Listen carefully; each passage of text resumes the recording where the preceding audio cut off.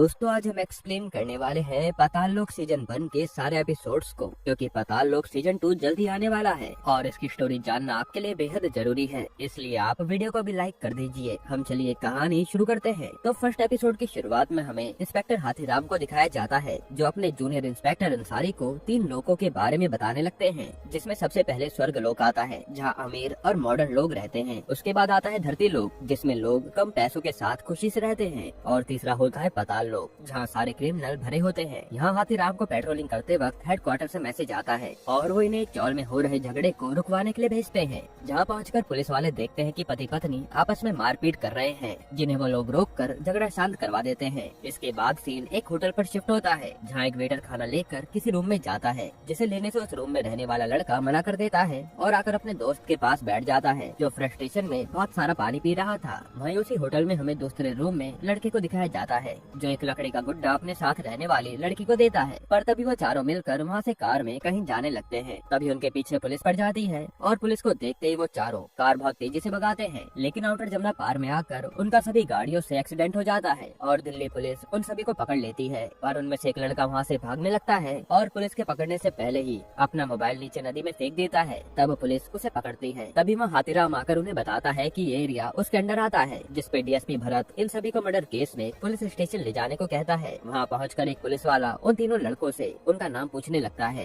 जो नाम बताने से मना करते हैं। तब वो ऑफिसर उन्हें बहुत मारने लगता है, जिनके चिल्लाने की आवाज सुनकर वहाँ अंसारी आ जाता है और वो उस ऑफिसर को डांटने लगता है कि बाहर बहुत सारी मीडिया आ रखी है और तुम इन्हें यहाँ मार रहे हो। जिस पर वो ऑफिसर अंसारी को बताता है कि ये लोग अपना नाम ही नहीं बता रहे। तब अंसारी एक लड़के को खड़ा करके उसकी पूरी चेकिंग करने लगता है और उसे उसकी जेब से वॉलेट मिलता है, जिसमें उस लड़के का नाम लिखा होता है तोप सिंह। तब अंसारी उस ऑफिसर को तोप सिंह का वॉलेट देकर चला जाता है। वहीं दूसरी तरफ एक लेडी ऑफिसर उस लड़की के पूरे कपड़े उतरवा कर चेकिंग करने लगती है, जिसे वो लड़की कह रही होती है कि मैंने तो उन तीनों से सिर्फ लिफ्ट मांगी थी, लेकिन वो ऑफिसर उसकी बात न मानकर अपने एक कॉल में बिजी रहती है और उसे कपड़े उतारने को कहती है। इधर डीएसपी भरत वहाँ के सीनियर ऑफिसर एसएचओ राम अवतार से मिलकर इन पर मर्डर केस की एफआईआर दर्ज करने के लिए कहता है। साथ ही वो ये केस सॉल्व करने के लिए सामने खड़े हाथीराम को देने के लिए कहता है, जिस पर राम अवतार डीएसपी को बताता है कि हाथीराम ने आज तक कभी भी गली मोहल्लों से ज्यादा बड़े केस सॉल्व नहीं किए हैं और वो इतना बड़ा केस हैंडल नहीं कर पाएगा। लेकिन डीएसपी उसकी बात न मानकर हाथीराम को ये केस दे देता है। फिर हाथीराम दिल्ली के ऑफिसर से कुछ सवाल करने लगता है कि अगर आपको पहले से पता चल गया था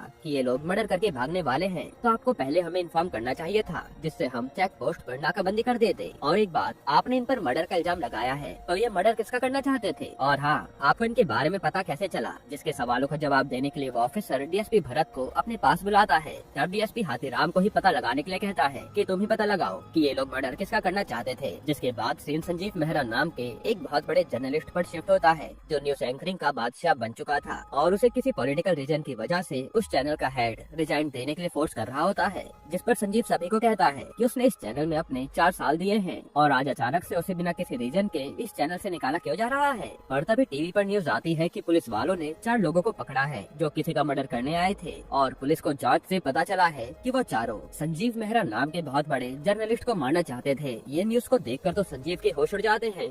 भाई जो लोग संजीव मेहरा को अभी तक रिजाइन देने के लिए कह रहे थे, वो लोग भी ये न्यूज देखकर शांत हो जाते हैं। वहीं दूसरी तरफ हाथीराम अब खुद उन तीनों लड़कों के पास जाकर उनसे बात करता है, जिनमें उन तीनों में से 2 लड़कों का नाम तो पता चल गया था, कबीर और तोप सिंह, लेकिन तीसरे वाले ने अब भी अपना मुंह नहीं खोला होता, जिन्हें हाथीराम 3rd डिग्री देकर डराने लगता है। इस पे तोप सिंह कहता है कि साहब हमने कुछ भी नहीं किया, दिल्ली पुलिस ने हमें फालतू में क्रिमिनल समझ लिया है, बाकी हम तीनों तो बहुत शरीफ इंसान हैं। तब हाथीराम तोप सिंह के चाटा लगाकर कहता है कि अगर तू शरीफ इंसान है तो पुलिस वालों के पकड़ने पर भागने क्यों लगा, और उनके पकड़ने से पहले तूने अपना मोबाइल नीचे नदी में क्यों फेंका था? आखिर उस मोबाइल में ऐसा क्या था? जिस पे तोप सिंह हाथीराम के सवालों का जवाब नहीं देता। फिर अंसारी हाथीराम के पास आकर उसे बताता है कि जिस कार में हमने इन्हें पकड़ा था वो चोरी की है। जिस पर हाथीराम अंसारी को तोप सिंह का पूरा रिकॉर्ड निकालने के लिए कहता है। वहीं दूसरी तरफ जो न्यूज चैनल वाले अब तक संजीव मेहरा को निकालना चाहते थे, वही आकर अब उसे जनता के सामने आने को बोलने लगते हैं। यहाँ संजीव का दोस्त आकर उसे समझाता भी है कि तुम्हें जनता के सामने आकर मीडिया के सवालों का जवाब देना चाहिए, इससे हमारे चैनल की टीआरपी और ऊंची की जाएगी। जिस पर संजीव अपने दोस्त को कहता है कि जब मैं बोर्ड का मेंबर था तब तो मुझे किसी ने भनक नहीं लगने दी कि मुझे निकाला जा रहा है और अब तुम अपने ही फायदे के लिए मेरा इंटरव्यू लेना चाहते हो, लेकिन मैं अभी मीडिया के सवालों का जवाब देने के लिए तैयार नहीं हूँ। तब उसका दोस्त जय मलिक उसे अपनी कार में घर छोड़ने जाता है और संजीव अपनी न्यूज के पुराने दिनों को याद करने लगता है जिसमें उसने पॉलिटिक्स के ऊपर बहुत कुछ बोला था, यानी जरूर उन्हीं में से कोई उसका मर्डर करवाना चाहता होगा। वहीं दूसरी तरफ अंसारी हाथीराम को बोलने लगता है कि मुझे लगता है कि दिल्ली पुलिस ने हमें इन चारों के बारे में आधी इन्फॉर्मेशन दी है। जिस पर हाथीराम अंसारी को कहता है कि दिल्ली पुलिस ने हमें पागल समझ रखा है, मुझे पता है कि वो हमसे कुछ छुपा रहे हैं, लेकिन मुझे ये किसी भी हाल में केस सॉल्व करना है। इधर संजीव देखता है कि मीडिया उसका हर जगह पीछा कर रही है, इसलिए वो जय को बोलकर घर से थोड़ी दूर पर उतर जाता है। वहीं संजीव की बीवी डॉली को इतनी मीडिया देखकर एंजाइटी हो जाती है और वो संजीव को जल्दी से अपने पास बुलाती है, लेकिन संजीव उसके पास आने को ही मना कर देता है और किसी बार में जाकर शराब पीने लगता है। तब उसी के चैनल में काम करने वाली सारा नाम की लड़की आकर उससे बात करती है कि आपको ही देखकर मैंने जर्नलिस्ट बनने का सोचा था और आज मैं आप ही के चैनल में न्यूज रिपोर्टर का काम करती हूँ। तब यहाँ इन दोनों में खूब अच्छी बातें होती हैं। वहीं दूसरी तरफ हाथीराम आधी रात को आकर खाना लेने लगता है, जिसकी आवाज करने पर उसकी बीवी जाग जाती है। तब हाथीराम अपनी बीवी को आज के पूरे इंसिडेंट के बारे में बताता है कि मुझे दिल्ली पुलिस ने उसी बड़े केस को सॉल्व करने के लिए कहा है। तब उसकी बीवी हाथीराम के टेंशन भगाने के लिए उसके सर की चंपी करती है। फिर उसके अगले दिन पुलिस स्टेशन में राम अवतार आकर हाथीराम को डांटने लगता है कि मीडिया को संजीव मेहरा के मर्डर केस के बारे में किसने बताया, जिसपे हाथीराम कहता है कि मुझे भी ये बात आज ही सुबह पता चली। पर तभी हाथीराम के पास दिल्ली हेडक्वार्टर से कॉल आता है जिसमें वो लोग संजीव मेहरा से जाकर मिलने के लिए कह रहे थे। साथ ही वो कहते हैं कि तुम संजीव मेहरा को टाइट सिक्योरिटी में रखना। यहाँ राम अवतार देखता है कि अब हाथीराम को डायरेक्ट हेडक्वार्टर से कॉल आ रहा है, इसलिए वो उसे बिना कुछ भी कहे चुपचाप चला जाता है। जिसके बाद हाथीराम संजीव मेहरा से मिलने उसके घर पहुंच जाता है, जहाँ वो देखता है कि संजीव रात से घर नहीं आया, इसलिए हाथीराम वहीं बैठकर उसका वेट करने लगता है। फिर थोड़ी देर बाद संजीव अपने घर आता है, फिर वो हाथीराम के सामने बैठकर उससे बात करने लगता है। यहाँ हाथीराम उससे कुछ सवाल पूछता है कि आपका दुश्मन कौन हो सकता है जो आपका मर्डर करवाना चाहता हो। संजीव कहता है कि मेरा काम ही है जिसमें मुझे सच बोलना पड़ता है। अब मैंने किसके बारे में सच बोला होगा और वो आदमी मेरा मर्डर क्यों करवाना चाहता होगा, इसके बारे में तो मुझे कुछ नहीं पता, आप ही हैं जिसका पता लगा सकते हैं। तब हाथीराम संजीव को सिक्योरिटी प्रोवाइड कराता है कि जब तक किलर नहीं पकड़ा जाता तब तक आपके साथ हमेशा मेरे 2 हवलदार रहेंगे और अब से जितना हो सके आपको घर से बाहर निकलना अवॉइड करना चाहिए। जिसके बाद सीन कोर्ट में शिफ्ट होता है, जहाँ हाथीराम उन चारों को लेकर कोर्ट आता है और जज को इन चारों की फाइल दिखाता है। इनमें से अभी तक सिर्फ उन्हें 2 लड़कों और उस लड़की मैरी का नाम पता चला था, लेकिन तीसरे लड़के ने अभी तक अपना नाम नहीं बताया था। यहाँ जज उसे तीसरे लड़के से उसका नाम पूछता है, जिन्हें वो लड़का अपना नाम विशाल त्यागी बताता है। ये देखकर हाथीराम विशाल त्यागी को घूरने लगता है कि उसने हमें तो अपना नाम नहीं बताया था और जज के सामने आते ही अपना नाम तुरंत उगल दिया। फिर वो जज हाथीराम को इन चारों को रिमांड में लेने की परमिशन दे देते हैं। अब रात होने के बाद हाथीराम अपने घर पहुँचता है, जहाँ वो अपने बेटे के रूम में जाकर उसके स्कूल का रिपोर्ट कार्ड देख लेता है, जिसमें उसके बेटे के बहुत कम मार्क्स आए थे। तब हाथीराम अपने बेटे को खूब डांटता है और अपनी बीवी के पास आने पर उसे भी खूब डांट लगाता है कि तुम पूरा टाइम घर पर रहती हो तो तुम्हें इसकी पढ़ाई पर ध्यान देना चाहिए। वहीं उधर अंसारी को पुलिस स्टेशन में फैक्स आता है, जिसमें उन चारों की क्रिमिनल हिस्ट्री लिखी थी और उसमें विशाल त्यागी की क्राइम हिस्ट्री देखकर वो शॉक्ड हो जाता है और जल्दी से हाथीराम को कॉल करके थाने बुलाता है। अब वहाँ पहुँचकर हाथीराम पूछता है कि क्या कारण है जो तुमने मुझे इतनी रात को थाने बुला लिया। तब अंसारी हाथीराम को बताता है कि विशाल त्यागी पूरे उत्तर प्रदेश का सबसे बड़ा क्रिमिनल है, जिसके ऊपर पूरे 45 मर्डर की FIR दर्ज है और इसे वहाँ सब हथौड़ा त्यागी के नाम से जानते हैं, लेकिन अब ये हमारे जमुना पार्क के पुलिस स्टेशन में लॉक्ड है। जिसकी बात सुनकर हाथीराम भी शॉक्ड हो जाता है और यही फर्स्ट एपिसोड खत्म होता है। एपिसोड 2 की शुरुआत में हम देखते हैं कि हाथीराम सुबह सुबह कल रात को अपने बेटे पर गुस्सा करने की वजह से उसे मनाने के लिए खुद स्कूल छोड़ने के लिए कहता है, लेकिन उसका बेटा सिद्धू हाथीराम से बिना कुछ भी कहे स्कूल चला जाता है। जिसके बाद हाथीराम भी घर से थाने जाने के लिए निकलता है,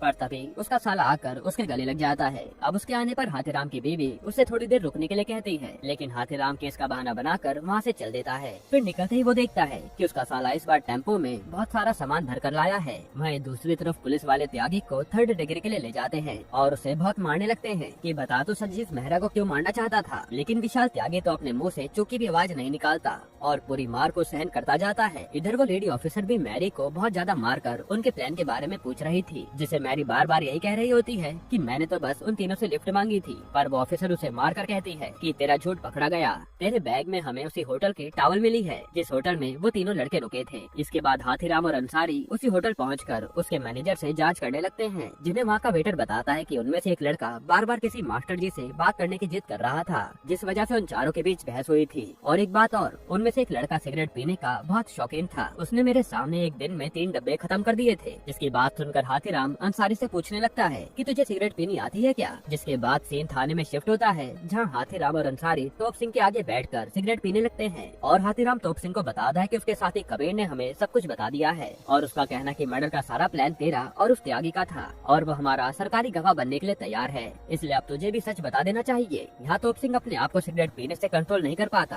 और अंसारी के ऊपर हंसने लगता है कि सर आपसे तो सिगरेट पीने की एक्टिंग भी ठीक से नहीं हो पाती। तब हाथीराम तोप सिंह के हाथ पर बने सी लेटर के टैटू के बारे में पूछता है, जिस पर तोप सिंह उसे बताता है कि सर आपको नहीं पता, सी का मतलब है चाकू। जिसे सुनकर हाथीराम तोप सिंह के जोर का चाटा लगाता है और वहाँ से बाहर निकलकर अंसारी के सिगरेट पीने के तरीके पर हंसने लगता है, जिन्हें हंसता हुआ देखकर अंदर बैठा SHO उन्हें घूरने लगता है। तब उसे इग्नोर करके हाथीराम एक हवलदार से कहता है कि तुम जाकर उस कबीर को मारो जब तक वो सच उगल नहीं देता। भाई दूसरी तरफ संजीव जय के साथ मिलकर उस मीडिया हाउस के CEO से जाकर मिलता है और उन्हें बोलने लगता है कि सर मैंने इस चैनल को अपने 4 साल दिए हैं और आप ऐसे अचानक से मुझे इस चैनल से निकालना क्यों चाहते हैं। जिस पर उसका बॉस उसे समझाता है कि ये उसका अकेले का डिसीजन नहीं है, सारे बोर्ड ऑफ डायरेक्टर्स ने मिलकर तुम्हें निकालने का डिसीजन लिया है। यहाँ वो संजीव की बेइज्जती करने लगता है कि लोगों को आजकल मुफ्तखोरी ज्यादा ही पसंद आ रही है, जो बात संजीव को अच्छी नहीं लगती। इधर थाने में हाथीराम जल्दी से कबीर के पास आता है, जिसे उसके कपड़े उतारने पर पता चलता है कि कबीर असल में एक मुसलमान है, तो वो हिंदू बनने का नाटक क्यों कर रहा है। तब हाथीराम गुस्से में आकर कबीर के साथ सभी मुसलमानों को गाली देने लगता है, जिन्हें वहाँ खड़ा अंसारी भी सुन रहा था। फिर हाथीराम कंफर्म करने के लिए कबीर को पूरा नंगा करने लगता है और उसे ऐसा करते हुए देखकर कबीर वहीं बाथरूम कर देता है। तब अंसारी सभी को बाहर भेजकर कबीर को उर्दू पढ़ने के लिए कहता है, जिस पर कबीर अंसारी को बताता है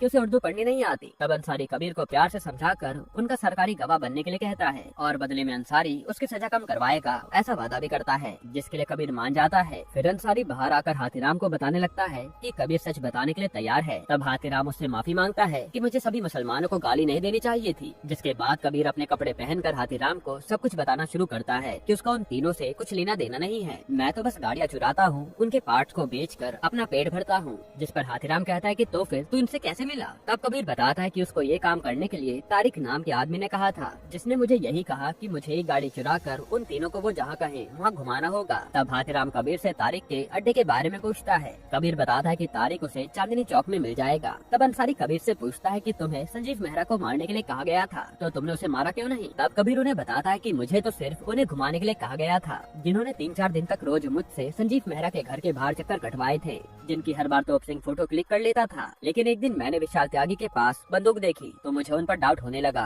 कि ये जरूर किसी न किसी को मारने आए हैं। पर सर जब भी मैं उसको घुमाता तो त्यागी हर समय एक ही बात बोलता रहता था कि उसको किसी से बात करनी है। जिस पर हाथीराम पूछता है कि क्या वो नाम मास्टर जी का था। तब कबीर बताता है कि हाँ सर, त्यागी हर समय मास्टर जी से बात करने के लिए कहता रहता था। अब यहाँ कबीर का स्टेटमेंट सुनकर अंसारी हाथीराम को विशाल त्यागी के बारे में पता लगाने के लिए चित्रकूट जाने के लिए बोलता है। जिसकी बात सुनकर हाथीराम अगले दिन दिल्ली हेडक्वार्टर पहुँच जाता है, जहाँ वो DSP भरत को सारी बात बताता है कि उसके हाथ इस केस से रिलेटेड हर एक लीड लग चुकी है, इसलिए मुझे विशाल त्यागी, जो कि उत्तर प्रदेश का सबसे बड़ा क्रिमिनल है, उसके बारे में पता लगाने चित्रकूट जाना होगा। इसलिए मैं यहाँ आपसे परमिशन लेने आया हूँ और हो सकता है कि मुझे वहाँ जाकर दोनलिया के बारे में भी पता चल जाए, क्योंकि विशाल त्यागी का उसके साथ उठना बैठना था। जिस पर DSP भरत उसे वहाँ जाने की परमिशन देने से मना कर देते हैं और उस केस को भी कोई रीजन देकर क्लोज करने के लिए बोलते हैं। तब हाथीराम उन्हें एक बार चांस देने के लिए कहता है कि वो इस केस को जल्द ही सॉल्व कर लेगा। तब उसके जज्बातों को समझकर भरत उसे चित्रकूट जाने की परमिशन दे देते हैं। इसके बाद हाथीराम संजीव मेहरा को उन सभी क्रिमिनल को पहचानने के लिए पुलिस स्टेशन बुलाता है, पर तभी वह हाथीराम उन क्रिमिनल को लाकर संजीव मेहरा से उन्हें पहचानने के लिए कहता है। पर संजीव मेहरा कहता है कि मैं तो इनमें से किसी को भी नहीं जानता, अब भला ये मेरा मर्डर क्यों करना चाहते होंगे। जिस पर हाथीराम संजीव को उन सभी के पास से दूर ले जाकर बताता है कि हमें अभी तक इन सभी के बारे में ज्यादा कुछ पता नहीं चला है और हम आपसे भी यही उम्मीद करते हैं कि आप हमारे साथ कोऑपरेट करेंगे। फिर हाथीराम संजीव को बताता है कि मेरा बेटा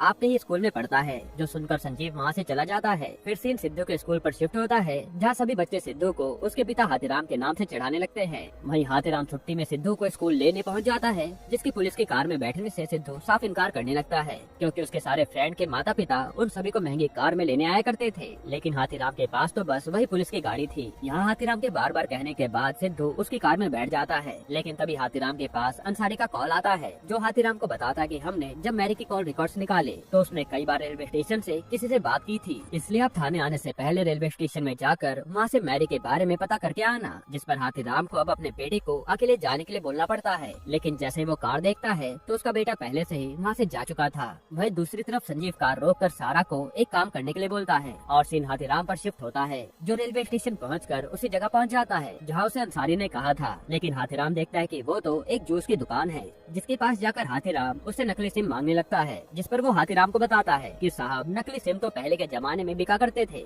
आजकल तो सरकार बहुत स्ट्रिक्ट हो गई है। तब हाथीराम उस आदमी को पकड़कर डांटने लगता है कि जब तुझे पता है कि सरकार अब बहुत स्ट्रिक्ट हो गई है तो तू ये काम क्यों कर रहा है। फिर हाथीराम उस जूस वाले से मैरी के बारे में पूछने लगता है, जिसे वो आदमी बताता है कि साहब मुझे किसी मैरी के बारे में नहीं पता, क्योंकि यहाँ तो हर रोज नए लोग आकर नकली सिम खरीदते हैं, तो मैं हर किसी का चेहरा याद थोड़ी रख पाऊंगा। वहीं अंसारी तारिक को पकड़ने उसके अड्डे पर पहुँच जाता है, जहाँ तारिक पुलिस को देखकर बहुत तेजी से भागता है। फिर अंसारी बाइक से उसका पीछा करता है, लेकिन तभी उसका एक्सीडेंट हो जाता है और तारिक वहाँ से मौका देखकर भाग जाता है। जिसके बाद सीन पुलिस स्टेशन में शिफ्ट होता है, जहाँ हाथीराम अंसारी को बुलाकर उसे बताता है कि तूने जिस लड़की को ठोका है उसके परिवार ने बहुत बड़ा बवाल कर दिया है, बड़ी मुश्किल से उन्हें शांत किया गया है, लेकिन इससे बड़ी बात यह है कि डिपार्टमेंट तुझ पर उंगली उठा रही है, क्योंकि तारिक और तू दोनों मुसलमान हैं, इसलिए अब से तू इस केस से काफी दूर रहेगा और बिल्कुल भी इंटरफेयर नहीं करेगा। जो सुनकर अंसारी को बहुत बुरा लगता है। वहीं दूसरी तरफ सारा पुलिस स्टेशन में उस लेडी ऑफिसर के लिए केक लेकर उसके पास पहुंच जाती है और सीन संजीव मेहरा पर शिफ्ट होता है, जिसके घर में सब लोग उसकी लंबी उम्र के लिए पूजा कर रहे थे। पर तभी संजीव के पास किसी का कॉल आता है और वो पूजा छोड़कर वहाँ से कहीं जाने लगता है, जिसे उसकी बीवी रोकती है, लेकिन संजीव कोई इम्पोर्टेंट काम का बहाना बताकर वहाँ से सीधा सारा के घर पहुँच जाता है। अब यह सारा उन सभी क्रिमिनल के नाम की लिस्ट उसे देती है और यहाँ हमें पता चलता है कि उसे ये पता लगाने के लिए खुद संजीव ने बोला था। यहाँ सारा संजीव को किस भी करने लगती है कि माना तुम्हारी शादी हो रखी है, लेकिन हम दोनों भी तो रिलेशनशिप में हैं। जिसके बाद ये दोनों इंटीमेट भी हो जाते हैं। वही सीन हाथीराम के घर पर शिफ्ट होता है, जहाँ हाथीराम देखता है कि उसके साले ने घर पर रंगीन लाइटों वाली सोडा की मशीन लगा रखी है, जिस मशीन को देखकर हाथीराम को गुस्सा तो आता है, पर वो चाहकर भी कुछ बोल नहीं पाता। जिसके बाद हमें एक टीनेजर का ग्रुप दिखाया जाता है, जिसमें हाथीराम का बेटा सिद्धू भी शामिल था। यहाँ राजू नाम का लड़का उन सभी के सामने हवा में बातें फेंकने लगता है कि उसके पास गन है और उसने एक बारी उसी गन से पुलिस को भी डरा कर भगा दिया था। जिस पर वहीं बैठा एक लड़का राजू की बात पर हंसने लगता है कि तो कितनी बड़ी बड़ी फेंकता है। तब राजू को गुस्सा आ जाता है और वो अपनी गन निकाल कर उन लड़कों को डराने लगता है। जिस गन को देखकर सिद्धू राजू भैया से वो गन एक बार हाथ में लेने के लिए मांगता है, पर राजू तो वो गन देने से साफ इनकार कर देता है। अब उसके अगले दिन हाथीराम तोप सिंह की आईडी से मिले एड्रेस में अकेले जाने वाला था, जिसके साथ चलने के लिए अंसारी भी कहता है, लेकिन हाथीराम उसे डांट कर कुछ और काम करने के लिए कहता है और फिर वो अकेला ही तोप सिंह के एड्रेस पर जाने के लिए निकलता है। तभी निकलने से पहले वो पुलिस वालों की बात सुन लेता है, जो लोग अंसारी के मुसलमान होने पर बात कर रहे थे। इनकी बातें सुनकर हाथीराम अंसारी को अपने पास बुलाकर अपने साथ चलने के लिए कहता है और उन ऑफिसर को डांटने भी लगता है कि अंसारी चाहे मुसलमान हो, लेकिन वो अपनी ड्यूटी सच्चे दिल से करता है। जिसके बाद हाथीराम उस एड्रेस पर पहुंच जाता है, जो कि तोप सिंह के मामा का घर था। तब हाथीराम तोप सिंह के मामा से उसके बारे में पूछने लगता है। तब तोप सिंह की मामी बता दे कि वो तो पंजाब से बहुत झगड़ा करके यहाँ आया था। तब उसके मामा हाथीराम को कहते हैं कि चाहे जिससे भी झगड़ा करके आया था, लेकिन वो मेरा भांजा है, इसलिए मैंने उसे अपनी दुकान पर काम दिया था। पर जब मुझे दुकान के घपले के बारे में पता चला तो मैंने उसे 6 महीने पहले ही अपनी दुकान से निकाल दिया था। तब हाथीराम पूछता है कि तोप सिंह पंजाब से भागकर क्यों आया था, जिस पर उसकी मामी बताती है कि इसके बारे में पता करने के लिए आपको पंजाब में उसके चाचा चाची के पास जाना होगा। जिसके बाद सीन एसएचओ राम अवतार पर शिफ्ट होता है, जहाँ हाथीराम अंसारी को पंजाब भेजने के लिए उसकी परमिशन मांग रहा था। तब एसएचओ हाथीराम को ये कहता है कि तुम खुद पंजाब जाकर इसके बारे में पता करो, लेकिन हाथीराम कहता है कि मुझे तो विशाल त्यागी के बारे में पता करने चित्रकूट जाना होगा। तब एसएचओ हाथीराम से पूछता है कि तुम्हें वहाँ जाने की परमिशन किसने दी, तो हाथीराम कहता है कि मुझे तो हेडक्वार्टर से परमिशन मिल चुकी है। जिसकी बात सुनकर एसएचओ उन दोनों पर गुस्सा करने लगता है कि जब तुम्हारे पास हेडक्वार्टर से परमिशन है तो तुम मुझे परमिशन मांगने का दिखावा क्यों कर रहे हो। इसके बाद सीन बस अड्डे पर शिफ्ट होता है, जहाँ हाथीराम चित्रकूट जाने के लिए और अंसारी पंजाब जाने के लिए बैठे होते हैं। यहाँ हाथीराम अंसारी को बताता है कि एक टाइम पर वो और एसएचओ जिगरी यार थे, लेकिन फिर एसएचओ ने सभी के तलवे चाटने शुरू कर दिए और फिर वो मेरे से ऊंची पोस्ट पर आ गया। लेकिन अंसारी तुझे ऐसा बिल्कुल भी नहीं बनना, तुझे अपनी मेहनत से आईएएस बन के दिखाना है, वरना तो मेरी तरह ये काम ऑफिसर बन के रह जाएगा। जिसके बाद वो दोनों अपनी अपनी बस में बैठकर चित्रकूट और पंजाब के लिए निकल जाते हैं। वहीं अगले सीन में हम देखते हैं कि तोप सिंह का फेंका हुआ फोन नदी से मिल गया है। यहीं पर एपिसोड 2 खत्म होता है। एपिसोड 3 की शुरुआत में हमें 3 लड़कों को दिखाया जाता है, जो आपस में बात करते हुए घर जा रहे थे, जिनके पीछे से त्यागी आकर उन्हें हथौड़े से मारने लगता है और उसी दिन के बाद से सब लोग विशाल त्यागी को हथौड़ा त्यागी के नाम से जानने लगते हैं। जिसके बाद सीन प्रेजेंट में शिफ्ट होता है, जहाँ संजीव सारा को कॉल करके उसकी मदद करने के लिए कहता है और चित्रकूट में किसी अमितोष नाम के जर्नलिस्ट के बारे में पता करने के लिए बोलता है। वहीं दूसरी तरफ एक पुलिस ऑफिसर हाथीराम को कॉल करके बताता है कि उन्हें तोप सिंह का मोबाइल नदी से मिल चुका है, लेकिन उसे ठीक होने में लगभग 2 से 4 दिन का समय बताया जा रहा है। जिस पर हाथीराम उसे जल्दी से जल्दी मोबाइल ठीक करवाने को बोलता है,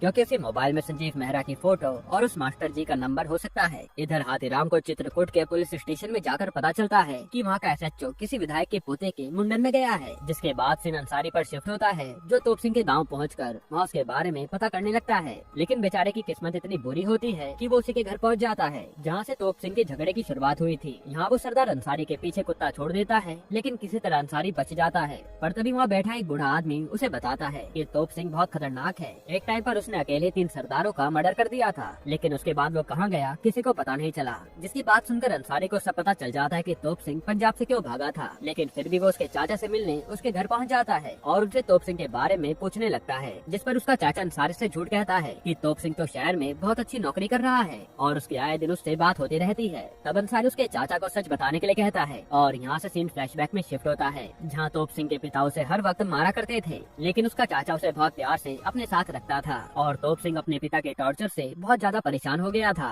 इसलिए वो इस बार अपना घर छोड़कर वहाँ से जाने लगता है, जिसके पीछे पीछे उसका चाचा जाकर उसे समझाता है और फिर घर लाने लगता है। पर तभी वहाँ कुछ जाट मिलकर तोप सिंह को मंजर कहकर बुलाते हैं, जो उस टाइम पर काफी नीची जात मानी जाती थी। तब ये सुनकर तोप सिंह को गुस्सा आता है और वो उनमें से एक पर ईंट फेंक देता है, जिसके बाद सभी लोग मिलकर तोप सिंह को पकड़ने लगते हैं। और एक टाइम ऐसा आता है कि वो उसे पकड़ लेते हैं, लेकिन तभी वहाँ मंजर आ जाते हैं जो जाटों के खिलाफ रैली कर रहे थे, जिनके साथ तोप सिंह भी जुड़ जाता है और देखते ही देखते वो ताकतवर बनता जाता है और अपने साथ एक चाकू लेकर घूमना शुरू कर देता है। हालांकि फिर एक दिन 3 जाट मिलकर तोप को पकड़कर मारने लगते हैं, जिन्हें इस बार तोप सिंह चाकू निकालकर उनकी गर्दन काट देता है। फिर घर आने पर उसका चाचा उसे खूब मारता है कि तुझे पता नहीं है कि तूने कितनी बड़ी गलती कर दी। कुछ ही देर में बहुत सारे जाट मिलकर हमारे घर आ जाएंगे और वो सब कुछ तहस नहस कर देंगे। अगर तुझे अपनी जान बचानी है तो तू यहाँ से भाग जा। जिनकी बात मानकर तोप सिंह वहाँ से भाग निकला। हालांकि थोड़ी देर में वहाँ बहुत सारे जाट आ जाते हैं और अपने बच्चों की गर्दन एक पैकेट में लाकर उसके चाचा के सामने फेंकते हैं। फिर वो कहते हैं कि तोप सिंह कहाँ है, लेकिन कोई भी उन्हें तोप सिंह के बारे में नहीं बताता। फिर वो कहते हैं कि आज हम अपने बेटे का बदला जरूर लेंगे। जिसके बाद वो सबके सामने तोप सिंह की चाची के साथ बहुत ही बुरे तरीके से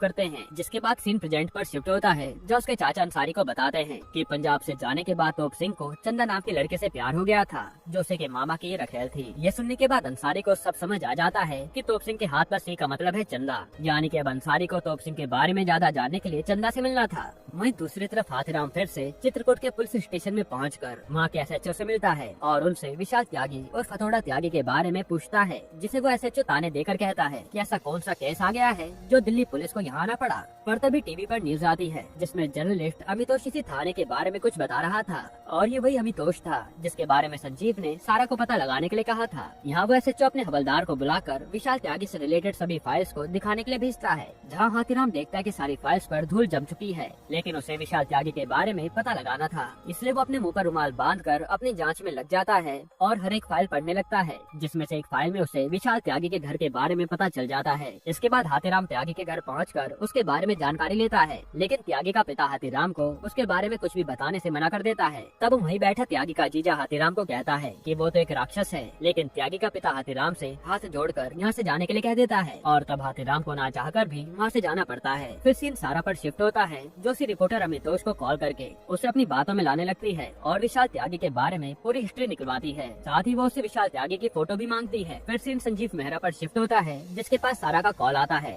वहीं दूसरी तरफ हाथीराम त्यागी के घर के बाहर बैठकर उसके जीजा का वेट कर रहा था और जैसे वो बाहर आता है, हाथीराम उससे त्यागी के बारे में पूछने लगता है, जिसे उसका जीजा त्यागी के स्कूल के पीटी टीचर से बात करने के लिए कहता है। फिर सीन त्यागी के स्कूल पर शिफ्ट होता है, जहाँ हाथीराम पहुंचकर उसके पीटी टीचर से त्यागी के बारे में पूछता है कि आखिर त्यागी ने उन 3 लड़कों को हथौड़े से क्यों मारा था। जिस पर त्यागी का पीटी टीचर हाथीराम को सारी बात बताता है कि कुछ साल पहले त्यागी के ताऊ और उसके पिता के बीच जमीन को लेकर झगड़ा चल रहा था। तब उसके ताऊ ने उन्हें धमकाने के लिए त्यागी के पिता के पास 3 लड़कों को भेजकर अपनी बेटियों को ध्यान रखने के लिए कहा था, नहीं तो ये लोग उनके साथ बुरा कर सकते थे। फिर जैसे ये बात त्यागी को पता चली तो उसने सरेआम उन 3 लड़कों को हथौड़े से मार दिया। आगे वो पीटी सर बताते हैं कि सर आप नहीं जानते कि वैसे तो त्यागी बहुत ही गुस्से में रहता है, लेकिन उसे कुत्तों से बहुत प्यार है। फिर यहाँ सभी बच्चे उस पीटी टीचर को मास्टर जी कहकर बुलाते हैं, जिसे सुनकर हाथीराम को याद आता है कि त्यागी भी तो हमेशा मास्टर जी से बात करना चाहता था, तो क्या ये वही मास्टर जी है। फिर वहाँ से बाहर निकलकर हाथीराम देखता है कि उसका कोई बहुत देर से पीछा कर रहा है, जिससे हाथीराम पकड़ लेता है और ये कोई और नहीं बल्कि अमितोष होता है। यहाँ अमितोष हाथीराम को बताता है कि उसे पुलिस स्टेशन से पता चला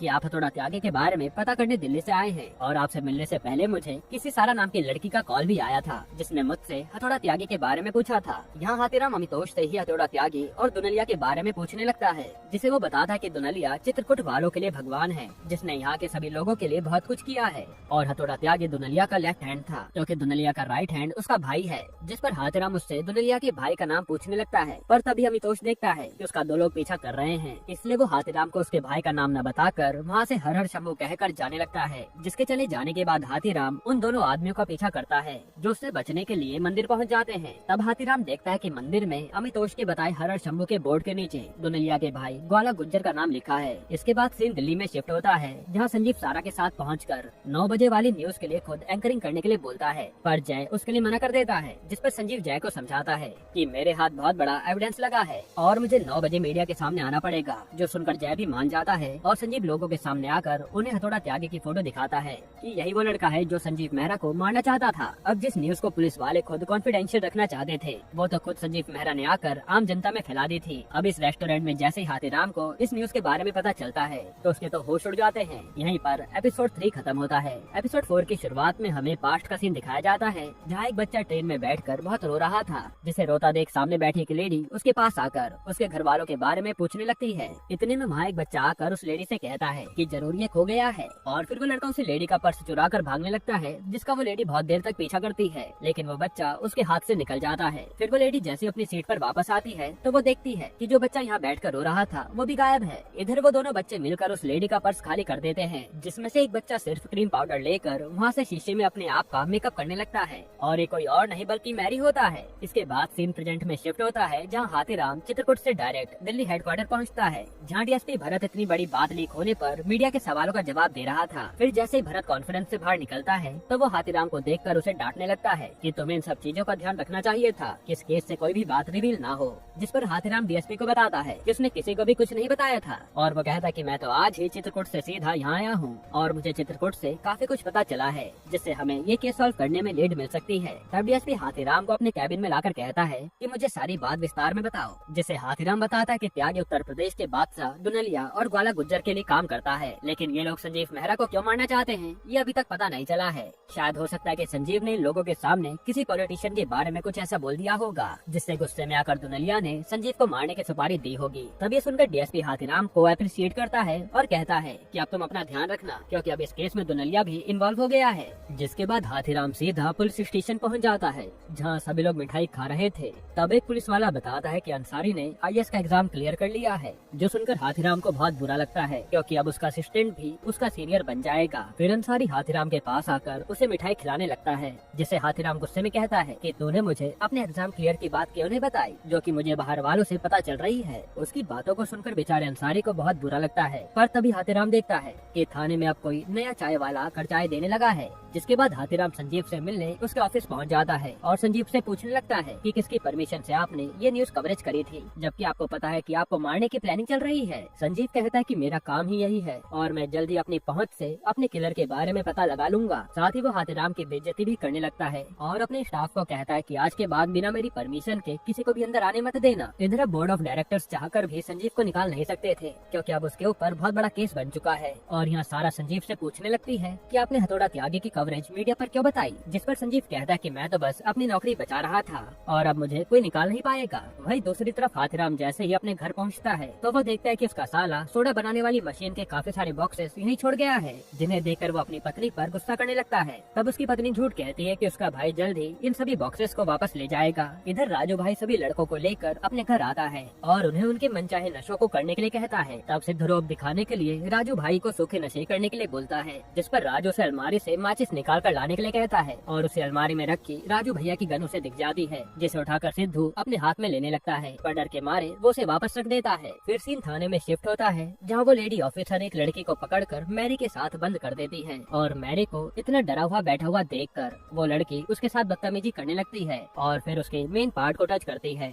जिसे टच करते ही वो लड़की बहुत जोर से चिल्लाती है। इधर हाथीराम को अंसारी का कॉल आता है और वो उसे जल्दी से जल्दी थाने आने के लिए बोलता है। अब हाथीराम के थाने पहुंचते ही अंसारी उसे बताता है कि मैरी एक लड़का है, जिसे जानने के बाद हाथीराम मैरी को उसके कपड़े उतारने के लिए कहता है और मैरी को देखकर वो शॉक्ड हो जाता है, क्योंकि अब तक जिसे वो लड़की समझ रहे थे वो तो एक लड़का निकला। तब वहाँ बैठे वो तीनों लड़के हंसने लगते हैं, जिनके हंसने पर हाथीराम मैरी को बहुत मारता है और उसे मारता देख उन तीनों की हंसी उड़ जाती है। वहीं वो लेडी ऑफिसर का रो रो कर बहुत बुरा हाल हो चुका था, क्योंकि अब उसकी नौकरी जाने वाली है। फिर हाथीराम मैरी को अपने पास बैठाकर उससे पूछताछ करने लगता है कि अपना असली नाम बता, जिसे वो अपना नाम चीनी बताता है, लेकिन हाथीराम को उसकी बातों पर यकीन नहीं था। फिर हाथीराम चीनी से उसके प्लान के बारे में पूछता है कि वो इन लड़कों के साथ कैसे मिला। तब चीनी हाथीराम को बताता है कि ये काम करने के लिए मुझे मुकेश तलरेजा नाम के बहुत बड़े बिजनेसमैन ने कहा था, जिसने बस मुझे ये कहा था कि मुझे उन तीनों लड़कों के साथ रहना होगा ताकि उन पर किसी को शक न हो। अब यहाँ हाथीराम जैसे चीनी से जांच करके बाहर निकलता है तो वहाँ का एसएचओ आकर उस लेडी ऑफिसर को अपने पास भेजने के लिए कहता है, जिस पर हाथीराम उसे बताता है कि उसने उस लेडी ऑफिसर को रेड चिट दे दी है और वो दोबारा ऐसी मिस्टेक नहीं करेगी। लेकिन एसएचओ उसकी बात नहीं सुनता। तब हाथीराम उसे साइड में ले जाकर समझाने लगता है कि उसको ये केस किसी भी हाल में सॉल्व करना है, इसलिए वो अभी कुछ टाइम के लिए शांत बैठ जाए। तब वो एसएचओ हाथीराम को गाली देकर अंदर जाकर शांति से बैठ जाता है। जिसके बाद सीन मुकेश तलरेजा की बिल्डिंग पर शिफ्ट होता है,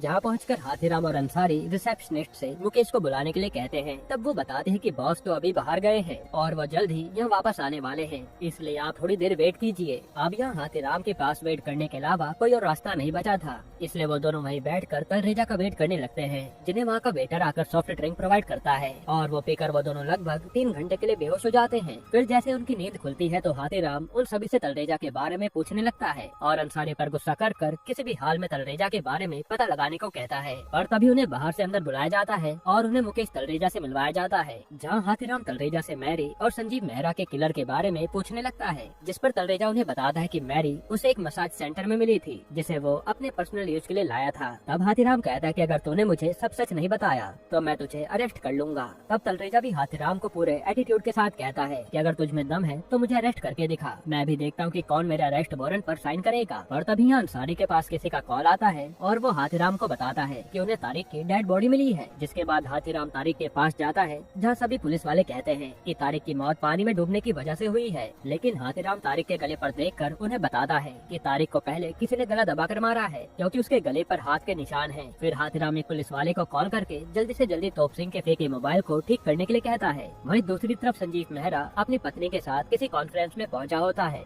जहां वो अपनी बीवी को अकेला छोड़कर अपनी कंपनी के बॉस से बात करने लगता है, जिस पर उसका बॉस उसे अभी भी रिजाइन देने के लिए कह रहा था। लेकिन इस बार संजीव अपने बॉस को ब्लैकमेल करता है कि वो कुछ साल पहले 300 करोड़ की हुई डील सबको याद दिला देगा, जिसमें उसके बॉस ने किसी पॉलिटिशियन के कहने पर गलत न्यूज दिखाई थी, जो सुनकर संजीव का बॉस उसे कुछ भी नहीं कह पाता। इधर डॉली संजीव को ढूंढते ढूंढते लॉबी पहुंच जाती है, जो अपने पति के न मिलने पर रोने लगती है। पर तभी उसे वहाँ लॉरी में खड़ी सारा देख लेती है और डॉली से बात करने लगती है, लेकिन डॉली उसे इग्नोर कर रही थी। वहीं संजीव बाथरूम में एक बहुत बड़े बिजनेसमैन से मिलता है, जिसका आगे संजीव को बहुत काम पड़ने वाला है, इसलिए वो उससे दोस्ती बढ़ा रहा था। यहाँ वो बिजनेसमैन संजीव को उसकी स्टिंग ऑपरेशन के बारे में याद दिलाता है, जो संजीव ने किसी बिजनेसमैन के ऊपर किया था। तब संजीव कहता है कि आप पुरानी बातों को भूल जाइए। ये कहकर वो बाहर निकल आता है। तब उसे डॉली मिलती है, जो उसे एकदम से गले लगा लेती है, और ये सब वहाँ खड़ी सारा देख रही थी। फिर जब संजीव वहाँ से जाने लगता है, तब डॉली सारा को भी अपने घर बुलाती है। जिसके बाद सीन थाने में शिफ्ट होता है, जहाँ हाथीराम को तोप सिंह का मोबाइल ठीक होकर मिल गया था,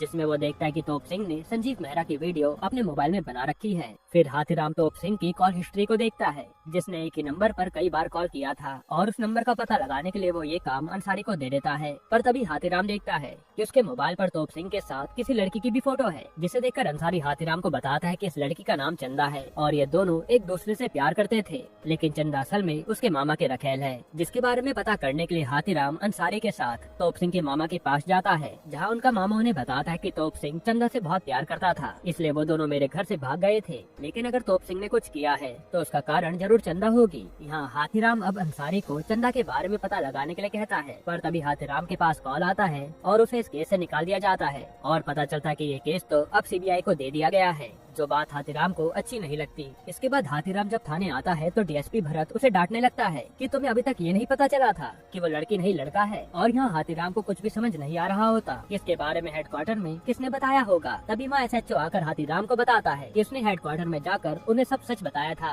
जिसकी बात सुनकर हाथीराम एसएचओ की कॉलर पकड़ लेता है और उसे सस्पेंड कर दिया जाता है, जो अपनी गन और बैट छोड़कर थाने से चला जाता है। यहीं पर एपिसोड 4 खत्म होता है। एपिसोड 5 की शुरुआत में हमें हाथीराम के बचपन का सीन दिखाया जाता है, जिसकी माँ के मर जाने के बाद उसका पिता उसे हर रोज एक ही जैसा खाना खिलाता था, जिसे खाने से हाथीराम मना करने लगता है और वहाँ से भागकर बाहर जाने लगता है। तभी वो किसी कार से टकराने वाला था, तब उसे उसका पिता पकड़कर खूब मारता है। जिसके बाद सीन प्रेजेंट में शिफ्ट होता है, जहाँ हाथीराम घर पहुँचकर जैसे ही अपनी बीवी को बताने लगता है कि वो सस्पेंड हो गया है, उससे पहले उसका बेटा आकर हाथीराम को बताता है कि उसके स्कूल में पेरेंट्स टीचर मीटिंग है, जिसमें सभी पेरेंट्स को आना जरूरी है, लेकिन अगर नहीं आओगे तो भी चलेगा। जिसकी बातों को सुनकर हाथीराम का दिमाग फिर जाता है और वो अपने घर पर सस्पेंशन की बात नहीं बताता। वहीं दूसरी तरफ अंसारी दिल्ली हेडक्वार्टर आकर सीबीआई को उन चारों की फाइल दे देता है। इधर हाथीराम सुबह सुबह अपनी अटेंडेंस के लिए पुलिस स्टेशन पहुंच जाता है, जहां वो देखता कि वही लड़का जो चाय देने अंदर आया था वो चीनी को वहां से ले जाते वक्त देख रहा है और चीनी भी उसे देखे जा रही है। जिसे पकड़ने के लिए हाथीराम जब पीछे मुड़ता है तो वो लड़का वहाँ से गायब हो जाता है। इसके बाद हाथीराम थाने के अंदर जाकर अपनी अटेंडेंस देता है और वहाँ से जाने लगता है। तब उसे एसएचओ रोकता है और ताने मारने लगता है, लेकिन हाथीराम तो उसे इग्नोर करके वहाँ से चला जाता है। तभी अंसारी आकर उसे बताता है कि शाम को उसकी सिलेक्शन की पार्टी है और उसमें आपको आना होगा। जिस पर हाथीराम उसे बहुत ज्यादा डांटने लगता है कि यहाँ मेरी नौकरी चली गई है और तुझे लगता है कि मैं तेरी पार्टी में आऊंगा। फिर वो कहता है कि वैसे भी बस तेरा एग्जाम में निकला है, जब तू आईएएस बन जाएगा तब मेरे सामने आना, मैं तुझे सैल्यूट मारूंगा। फिर यहाँ से सीन सीबीआई ऑफिसर पर शिफ्ट होता है, जहाँ सीबीआई के सारे ऑफिसर मिलकर इस केस को सॉल्व करने में लगे हुए थे, जिन्हें एकदम से बहुत सारे क्लू मिलते हैं कि ये चारों जब दिल्ली आए थे तो इन्होंने एक घर खरीदा था, जिसमें जाकर सीबीआई वाले रेड मारते हैं तो उन्हें वहाँ गन और उनके पासपोर्ट मिल जाते हैं। वहीं दूसरी तरफ हाथीराम घर न जाकर नदी के किनारे बैठकर अपनी डायरी पढ़ने लगता है, जिसमें वो मुकेश तलरेजा का नाम पढ़ के उससे मिलने उसके होटल पहुँचता है, जहाँ उसके एम्प्लॉय हाथीराम को बताते हैं कि उनके बॉस 2 महीने के लिए दुबई चले गए हैं। तब हाथीराम समझ जाता है कि तलरेजा का इस केस के साथ कुछ न कुछ बड़ा कनेक्शन है। जिसके बाद हाथीराम डीएसपी भरत से मिलने उसके घर पहुंच जाता है और वो डीएसपी को समझाने लगता है कि जब तक उसके पास केस था वो एक एक करके बहुत सारे लीड पता करता जा रहा था,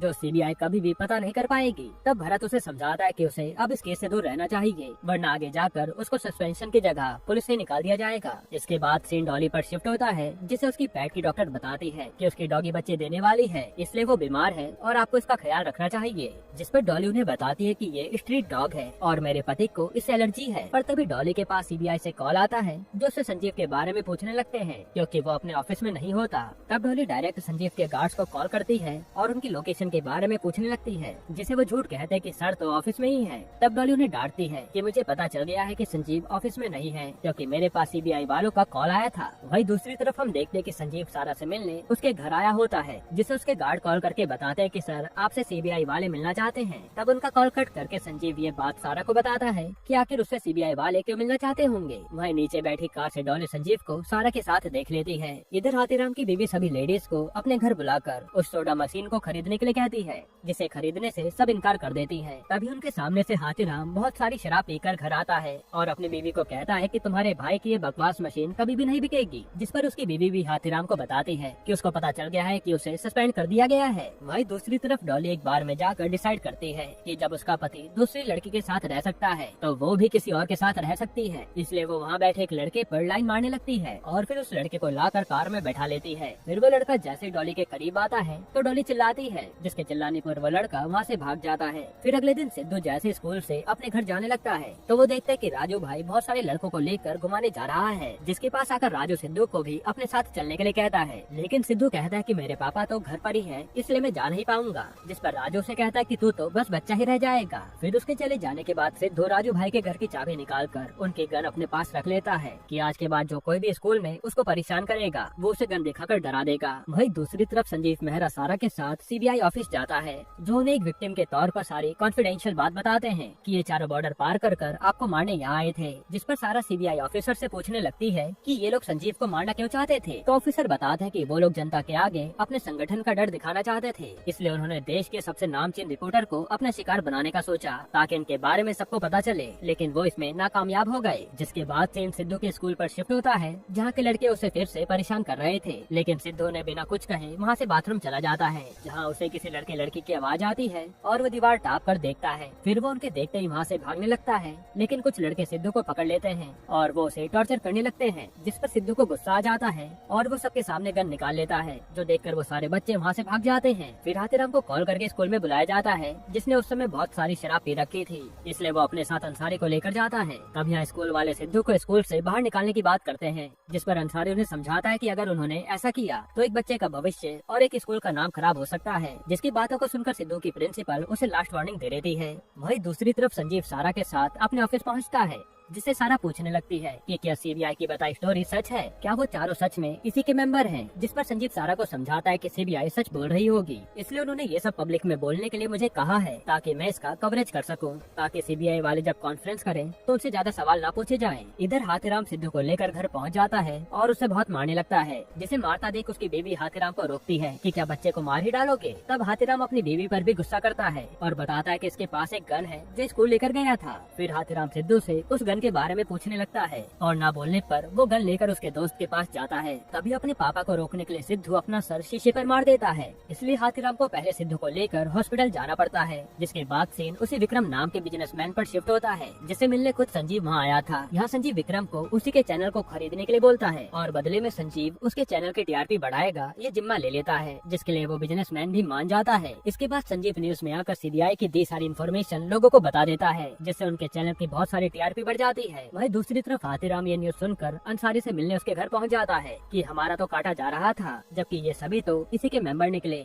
मतलब हम दोनों जो चित्रकूट और पंजाब घूम रहे थे वो सब फालतू का ढोंग था और इस केस के चक्कर में जो मेरी नौकरी चली गई वो सब मेरी गलती की वजह से हुआ है। यहाँ अंसारी हाथीराम को कल होने वाली सीबीआई की कॉन्फ्रेंस में आने के लिए कहता है, जिसके बाद सीन कॉन्फ्रेंस पर शिफ्ट होता है, जहाँ सीबीआई मीडिया के सामने उन चोरों के तरीके के बारे में सब कुछ बताते हैं कि हमें तारिक के पास से सुसाइड लेटर मिला था जो खुद कबीर ने लिखा था। वहीं बैठी सारा हाथीराम से पूछने लगती है कि सर ये केस तो आप सॉल्व कर रहे थे, तो ये सीबीआई के पास कैसे पहुंचा, जिस पर हाथीराम उसे कहता है कि आप अपना काम करिए वरना मेरी ड्यूटी भी हाथ से चली जाएगी। इधर अंसारी हाथीराम को बाहर बुलाता है, जिसके पास जाते समय हाथीराम अपनी डायरी वहीं गिरा देता है, जो डायरी सारा उठा लेती है। वही हाथीराम अंसारी को कहता है कि सीबीआई ने पूरा केस पलट दिया है, जबकि ऐसा तो कुछ भी नहीं हुआ था। तब अंसारी हाथीराम को बताता है कि सीबीआई का कहना है कि तारिक के पास मिला सुसाइड नोट कबीर ने लिखा है, जिस पर हाथीराम उसे बोलने लगता है कि इसमें बड़ी बात क्या है। अंसारी बताता है कि कबीर को उर्दू लिखनी आती नहीं है और सुसाइड लेटर तो उर्दू में लिखा था। इसका मतलब यह है कि उन चारों को फंसाया जा रहा है, जिसमें ये सीबीआई वाले भी शामिल हो सकते हैं। यहीं पर एपिसोड 5 खत्म होता है। एपिसोड 6 की शुरुआत में सीन फ्लैशबैक में जाता है, जहां हम देखते हैं कि ट्रेन में बैठा एक लड़का सामने बैठी लड़की को देख रहा है और वो लड़की भी उसे देख रही थी। यहाँ हमें पता चलता है कि वो लड़का और उसके पिता मुसलमान हैं। वहीं सामने बैठी वो लड़की और उसकी माँ हिंदू है। तब वो लड़का और उसके पिता उन्हीं के सामने बैठकर मटन खाने लगते हैं, जिसे देखकर उस लड़की की माँ को वोमिटिंग होने लगती है। तब वो लड़का अपनी बोतल का पानी उन्हें पीने को देता है, लेकिन उस लड़की की माँ वो बोतल फेंक देती है। और तभी हम देखते हैं कि बाहर स्टेशन पर हिंदुओं की रैली जा रही होती है और यही सीन कट होता है, जिसके बाद सीन प्रेजेंट में शिफ्ट होता है, जहाँ हाथीराम अंसारी के साथ मिलकर सीबीआई के बयान के मुताबिक उसी होटल में जांच करने जाता है। तब हाथीराम उसे कमरे की चाबी मांगता है जहाँ वो लड़के छुप रखे थे। तब होटल का मालिक उन्हें बताता है कि सीबीआई वालों ने उस कमरे को सीज कर दिया है। पर तभी हाथीराम के पास किसी अननोन नंबर से कॉल आता है, जो उसे बताता है कि चीनी बेकसूर है और उसे सीबीआई वाले टेररिस्ट के नाम से फंसा रहे हैं। जिस पर हाथीराम उससे पूछने लगता है कि तुम कौन हो। तब वो आदमी हाथीराम को 1 घंटे में निजामुद्दीन स्टेशन में मिलने के लिए कहता है। फिर हाथीराम उस होटल से बाहर निकलकर अंसारी को बोलता है कि जब वो दोनों लड़के यहाँ रुके थे तो इसके पास उस दिन की कैमरा रिकॉर्डिंग होनी चाहिए, लेकिन ये हमें उस रिकॉर्डिंग को दिखाने से मना क्यों कर रहा है, जरूर कुछ न कुछ तो गड़बड़ है। इसके बाद हाथीराम अंसारी के साथ निजामुद्दीन स्टेशन पहुँच जाता है, जहाँ उसे वही लड़का मिलता है जो थाने के सामने चाय बनाने का काम करता था। यहाँ हाथीराम उस लड़के से चीनी के बारे में पूछता है कि तू उसे कैसे जानता है, जिस पर वो लड़का हाथीराम को बताता है कि मैं और चीनी बचपन से एक साथ बड़े हुए हैं। इसके बाद सीन फ्लैशबैक में शिफ्ट होता है, जहाँ हमें उन्हीं का बचपन दिखाया जाता है और वो लड़का स्टेशन पर कूड़ा उठाने का काम कर रहा होता है। लेकिन एक दिन वो देखता है कि चीनी ट्रेन में बैठकर रो रहा है, जिससे बात करने पर उसे पता चलता है कि चीनी के माता पिता मर चुके हैं और उसके किसी अपने ने उसे स्टेशन पर छोड़ दिया है। यहाँ वो लड़का चीनी को अपने साथ ले आता है और उसे अपने सभी दोस्तों से मिलवाता है। फिर वो ठंड से बचने के लिए चीनी को नशा करना सिखाता है, जिसमें से एक लड़का उसका नाम चीनी रख देता है। यहीं से ये लड़का और चीनी बहुत अच्छे दोस्त बन जाते हैं और साथ मिलकर चोरी करना शुरू कर देते हैं। हालांकि चीनी को मेकअप करने का बहुत शौक था और वो मैगजीन से लड़कियों की फोटो काट कर उन्हें देखती रहती थी। ऐसे करके धीरे धीरे चीनी लड़का से लड़की बनती जा रही थी और उसे नाटक में लड़की बनना भी बेहद पसंद था। लेकिन एक दिन शकील नाम के रिक्शा वाले की नजर चीनी पर पड़ जाती है, जिसने वहाँ के सभी बच्चों को सेक्सुअली हैरेस किया होता है। यहाँ वो एक लड़के को भेजकर चीनी को अपने पास बुलाता है, लेकिन चीनी का दोस्त उस लड़के को रोककर चीनी को भागने के लिए कहता है, लेकिन तभी शकील उसे पकड़ लेता है और उसका बलात्कार कर डालता है। तब शकील को चीनी इतनी पसंद आती है कि वो चीनी को आगे भी कई लोगों के पास भेजता है, और तभी एक ग्रुप उस रिक्शा वाले को जान से मार देता है। जिसके बाद चीनी लड़की बनकर पढ़ाई करता है और एक लड़के के नाम से मसाज की दुकान पर काम करना शुरू कर देता है। अब सीन प्रेजेंट में आता है, जहाँ हाथीराम उस लड़के से पूछने लगता है कि चीनी मुकेश तलरेजा से कैसे मिली, जिस पर वो हाथीराम को बताता है कि एक दिन तलरेजा मसाज करवाने चीनी के मसाज सेंटर पहुंच गया था, जहाँ उसने चीनी को पहचान लिया कि वो एक लड़का है। इसलिए तलरेजा ने चीनी को अपने काम के लिए यूज करना शुरू कर दिया और वो 2 नंबर का पैसा उसी के हाथ दूसरे आदमी को भेजा करता था, क्योंकि पुलिस वाले लड़की को जल्दी से चेक नहीं करते। तब हाथीराम पूछता है कि क्या चीनी आए दिन पैसा देने चित्रकूट भी जाया करती थी और 12 तारीख को वो कहाँ था, जिसे वो लड़का बताता है कि मुकेश चीनी को चित्रकूट काफी बार भेजा करता था, लेकिन वो 12 तारीख को कहाँ थी इसके बारे में मुझे नहीं पता। जिसके बाद सीन सेंट्रल जेल पर शिफ्ट होता है, जहाँ सीबीआई वाले उन सभी को वहाँ भेज देते हैं, जहाँ सभी आदमी चीनी को बहुत बुरी नजर से देख रहे थे और उन्हें देखकर चीनी को बहुत डर लगता है। वहीं दूसरी तरफ सिद्धू अपने दोस्त के साथ राजू भैया के पास पहुँचता है, जिसके पास कुछ बड़े लोग आकर राजू भैया से उसकी गन मांगने लगते हैं और यहाँ हमें पता चलता है कि राजू ने वो गन बच्चों को डराने के लिए मांगी थी। यहाँ राजू देखता है कि उसके घर में वो गन ही नहीं है, जिसके बारे में पता चलते ही वो बड़ा आदमी राजू को बहुत मारता है और कहता है कि 2 दिन के अंदर मुझे मेरी गन वापस चाहिए, वरना तेरे लिए अच्छा नहीं होगा। यहाँ उन लोगों को देखकर सिद्धू भी डर जाता है और अपने पापा के पास उनसे गन वापस मांगने लगता है, जिस पर हाथीराम उससे इस गन के मालिक का नाम पूछता है, पर सिद्धू उसे नाम बताना नहीं चाहता था। इसके बाद हाथीराम वो गन लेकर हर जगह घूमने लगता है, क्योंकि उसे पता था कि अगर उसने गन घर पर रखी तो उसका बेटा उसे चुरा लेगा। इधर डॉली बहुत ही ज्यादा स्ट्रेस में होती है कि उसके पति का चक्कर किसी और के साथ चल रहा है, इसलिए वो संजीव के घर आते ही उसके साथ इंटीमेट होने की कोशिश करती है, जिसे संजीव पूछता है कि तुम्हें क्या हो गया, आज तुम ऐसा क्यों कर रही हो। जिस पर डॉली उसे बताती है कि वो अगले महीने 40 साल की होने वाली है, लेकिन अभी तक उसे बच्चा नहीं हुआ। तब संजीव डॉली को शांत करके उसे सुला देता है और कुछ सोचने लगता है। वहीं दूसरी तरफ हाथीराम अंसारी के साथ रात में उसी होटल में पहुंचकर चुपके से 12 तारीख की फुटेज देखने लगता है, जिस फुटेज में वो देखते हैं कि 12 को यहाँ उन चारों में कोई भी नहीं रुका था। पर तभी हाथीराम के हाथ उस होटल के मालिक का ट्रेन का टिकट लगता है, जो 12 तारीख को अपनी फैमिली के साथ भोपाल घूम रहा था। यहाँ हाथीराम अंसारी को बताता है कि सीबीआई की बताई सारी बातें झूठ है, उन्होंने बस ये केस को क्रॉस करने के लिए झूठे गवाह बनाए थे और इस होटल के मालिक ने भी उनके सामने झूठा बयान दिया था। इसके बाद सीन संजीव मेहरा पर शिफ्ट होता है, जिसने चैनल में पॉलिटिशियंस को बुलाकर उन चारों को सच में एक संगठन का मेंबर बना दिया था। जिसे ऐसा करता देख सारा को बहुत गुस्सा आता है, क्योंकि जब ऐसा कुछ था ही नहीं तो संजीव इस बात को इतना बड़ा क्यों कर रहा है। इस वजह से सारा उससे गुस्सा होकर अपने कैबिन में जाने लगती है। तब उसे वहाँ की एम्प्लॉय नए इंटर्न को जर्नलिज्म समझाने के लिए कहती है, जिसे सारा अपने कैबिन में बुलाकर जर्नलिज्म के बारे में पूछने लगती है। साथ ही वो अपने बैग में कुछ ढूंढ भी रही थी, जिसके हाथ हाथीराम की वही डायरी लगती है, जिसमें हाथीराम सब कुछ लिखता था। वही दूसरी तरफ अंसारी पुलिस स्टेशन में पहुंचकर कबीर की फाइल पढ़ने लगता है,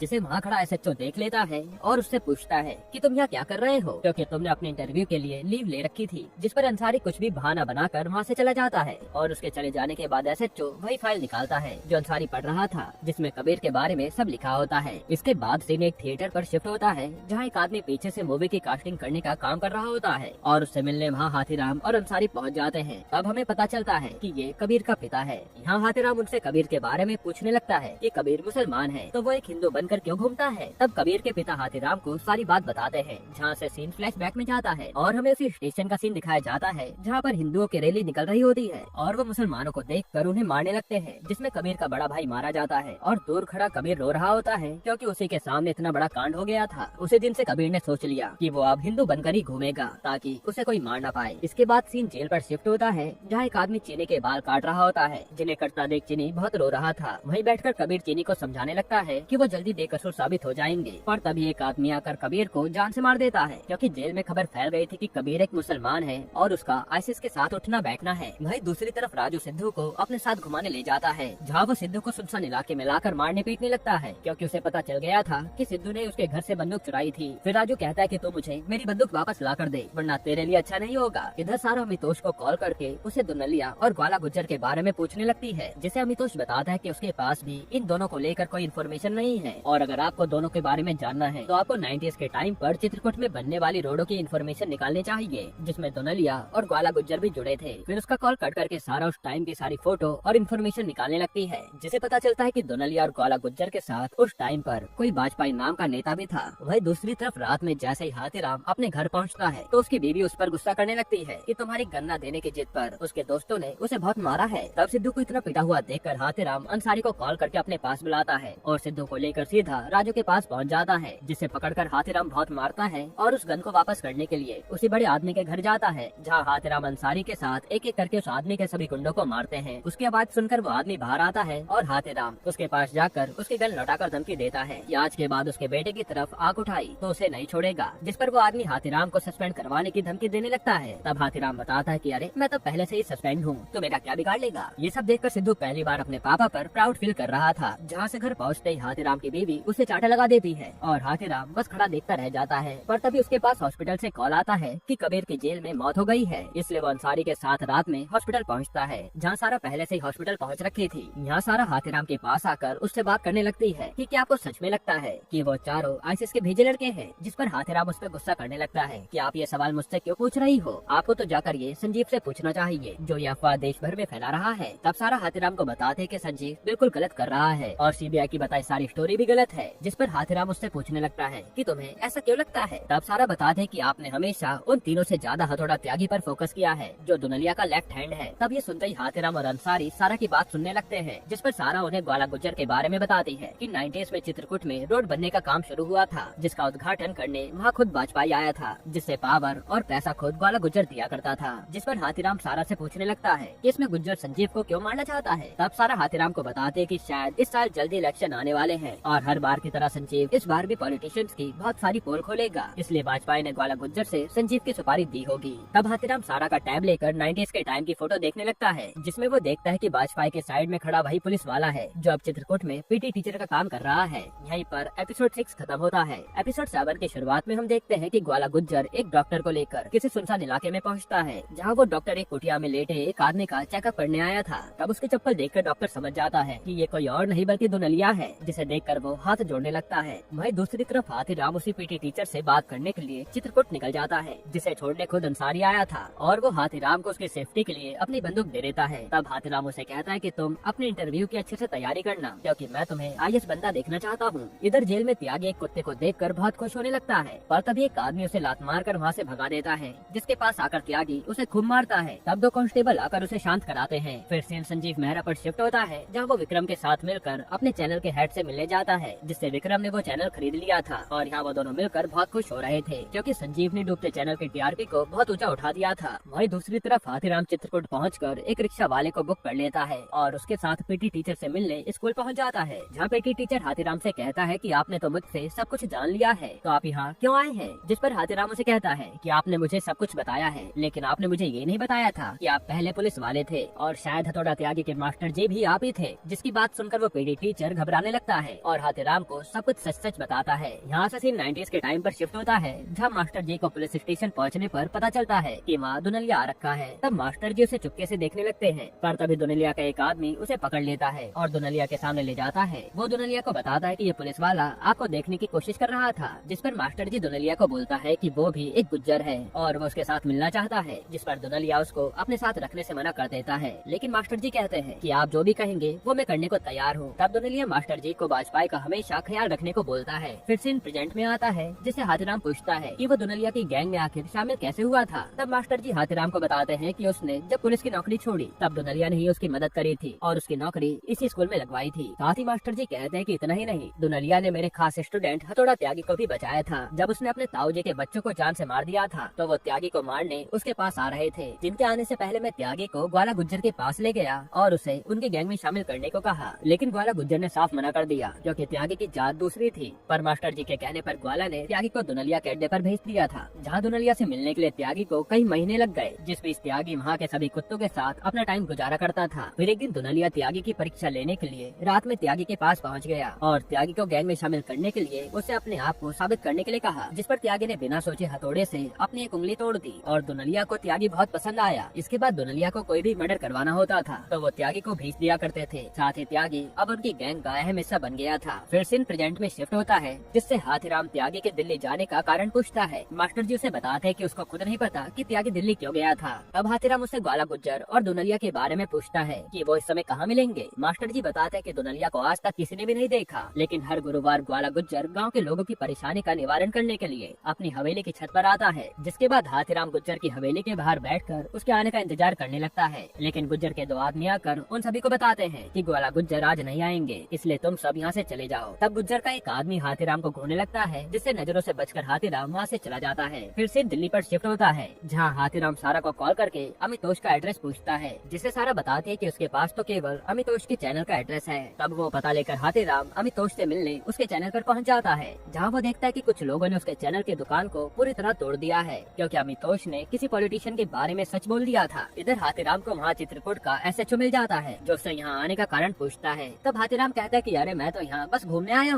तब वो SHO हाथीराम को ताने मारने लगता है कि उसे पता चल गया है कि ये केस उसके हाथ से निकलकर CBI के पास चला गया है, और सुना है कि आपको सस्पेंड भी कर दिया गया है। जो सुनकर हाथीराम को बुरा तो लगता है, पर वो कुछ रिएक्ट नहीं करता। फिर सीन संजीव के घर पर शिफ्ट होता है, जहाँ डोली ने उसी स्ट्रीट डॉग को अपने घर में रख लिया था, जिसे देखकर संजीव को बहुत गुस्सा आता है कि उसने बिना पूछे ऐसा कैसे कर दिया। जिस पर डॉली उसे बताते कि सरस्वती के जल्द ही बच्चे होने वाले हैं, इसलिए अब वो यहीं रहेगी। जिसकी बात सुनकर संजीव कुछ भी नहीं बोल पाता। वहीं दूसरी तरफ हाथीराम ग्वाला गुज्जर के घर के बाहर खड़ा होकर उसका वेट कर रहा होता है, जिसकी कार निकलते ही वो रिक्शा में बैठकर उसका पीछा करता है, जो घाट पर जाकर किसी की पिंड पूजा कर रहा होता है। यहाँ हाथीराम को कुछ भी समझ नहीं आ रहा होता कि आखिर यह गुज्जर किसकी पूजा कर रहा है, पर तभी गुज्जर का आदमी हाथीराम को देख लेता है और उसका पीछा करने लगता है, जिसको आता हुआ देखकर हाथीराम कहीं उसकी नजरों से छुप जाता है। पर तभी हाथीराम के पास DSP भरत का कॉल आता है, जो उससे पूछने लगता है कि तुम चित्रकूट में क्या कर रहे हो, मुझे वहाँ के SHO का कॉल आया था। जिस पर हाथीराम DSP को कहता है कि सर अब मैं इस केस को सॉल्व करके रहूंगा, चाहे इसमें मेरी नौकरी क्यों न चली जाए। यहीं पर एपिसोड 7 खत्म होता है।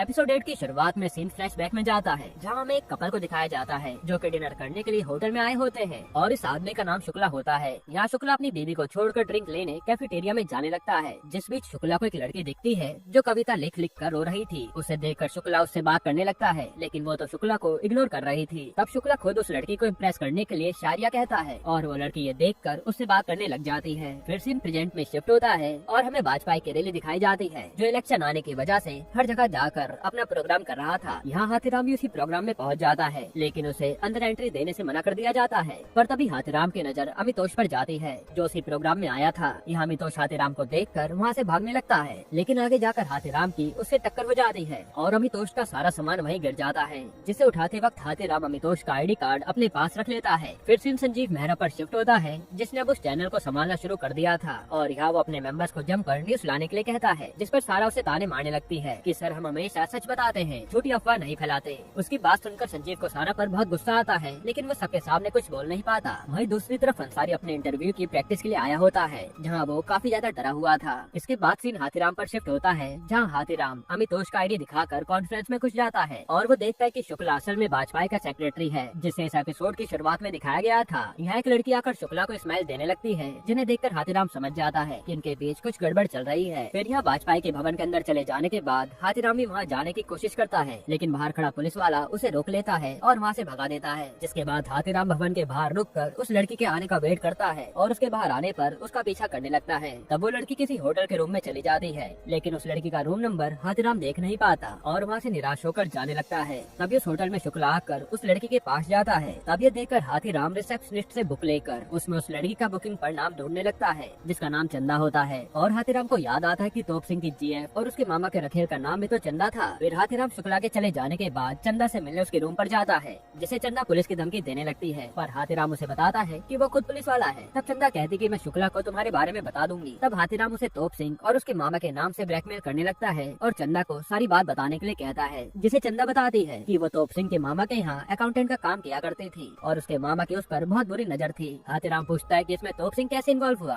और तेरा उसके साथ चक्कर कैसे चला। तब चंदा बताती कि तोप सिंह ने जब अपने मामा की दुकान संभाली तो वो मुझसे बहुत प्यार करने लगा था, और एक दिन जब मैं अपने माता पिता के साथ खाना खाने होटल गई तो तोप सिंह मेरे घर पहुंचकर हंगामा करने लगा, और मुझे कॉल करके जल्दी से मुझसे मिलने को कहा, लेकिन मैंने उसका कॉल काट दिया, और तभी मेरी मुलाकात उसी होटल में शुक्ला से हुई, जिसके साथ मेरा अफेयर चलने लगा। और जब मैंने शुक्ला को तोप सिंह के बारे में बताया तो उन्होंने मुझे कहा कि तुम तोप सिंह को कहो कि वो 3 लड़कों के साथ जाकर घूमे, बाकी सब शुक्ला संभाल लेगा। जिसकी बात मानकर मैंने भी तोप सिंह को कॉल करके उन तीनों लड़कों के साथ घूमने के लिए कहा था। फिर चंदा हाथीराम को कहती है कि वो बस अपने माता पिता को खुश रखना चाहती थी, इसलिए वो शुक्ला के साथ है, क्योंकि शुक्ला ने ही उसे ये नौकरी दिलवाई है। जिसकी बातों से हाथीराम समझ जाता है कि चंदा किस टाइप की लड़की है, जिसे हर किसी के साथ सोना पसंद है। फिर हाथीराम उस होटल से बाहर निकलकर अंसारी को कॉल करता है, और उसे एक आदमी के कॉल रिकॉर्ड्स निकालने को कहता है, जिस पर अंसारी उस आदमी का नाम पूछता है तो हाथीराम DSP भरत का नाम लेता है। अब DSP भरत का नाम सुनते ही अंसारी मना कर देता है, क्योंकि इससे उसकी नौकरी भी जा सकती है। वही दूसरी तरफ संजीव जब घर पहुंचता है तो उसकी बीबी डॉली उसे बताती है कि सरस्वती ने बच्चों को जन्म दे दिया किया है, जिसकी खुशी देखकर संजीव भी खुश हो जाता है। इधर हाथीराम की बीवी उसे कॉल करके जल्दी अपने घर आने को कहती है, पर तभी हाथीराम के रूम के बाहर से कोई आदमी एक पर्ची छोड़कर वहाँ से जाने लगता है,